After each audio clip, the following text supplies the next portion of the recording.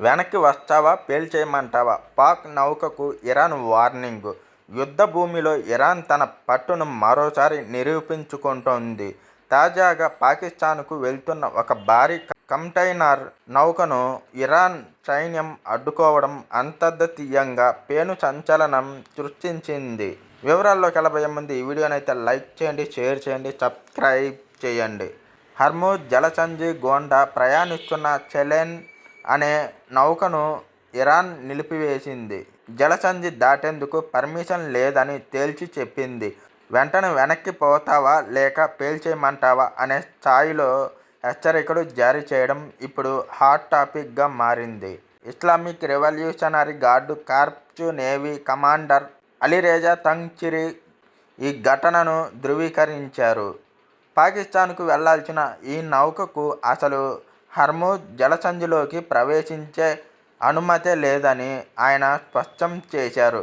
సముద్రయాన ప్రోటోకాల్స్ను పాటించడంలో విఫలమవడమే కాకుండా ఇరాన్ సముద్ర అధికార యంత్రాంగంతో కనీస సమన్వయం లేకుండా ప్రవేశించడానికి ప్రయత్నించినందుకే ఈ కఠిన నిర్ణయం తీసుకున్నట్లు ఇరాన్ ప్రకటించింది. తమ సార్వభౌమాధికారాన్ని ధిక్కరించే ఏ దేశ నౌకనైనా సరే అనుమతించే ప్రసక్తే లేదని ఇరాన్ పరోక్షంగా పాకిస్తాన్కు హెచ్చరికలు పంపింది. దీంతో పాక్ నౌక చేసేదేం లేక వెనక్కు తిరిగి వెళ్లిపోయింది. ప్రపంచ చమురు రవాణాలో 5వ వంతు వాటా ఉన్న హర్మూజ్ జలసంధిపై ఇరాన్ ఇప్పుడు పూర్తి నియంత్రణ సాధించింది. అమెరికా, ఇజ్రాయెల్ వంటి శత్రు దేశాలకు సహకరించే ఏ దేశ నౌకనైనా తాము అడ్డుకుంటామని ఇరాన్ ఇప్పటికే ప్రకటించింది. ఒకవైపు పాకిస్తాన్ మధ్యవర్తిత్వం వహిస్తూ అమెరికా ప్రతిపాదించిన 15 పాయింట్ల శాంతి ఒప్పందాన్ని ముందుకు తెస్తున్న ఇరాన్ మాత్రం ఆ చర్చలను తోసిపుచ్చడమే కాకుండా పాక్ నౌకలని అడ్డుకోవడం ద్వారా తన కఠిన వైఖరిని ప్రదర్శించిందని నిపుణులు అంటున్నారు.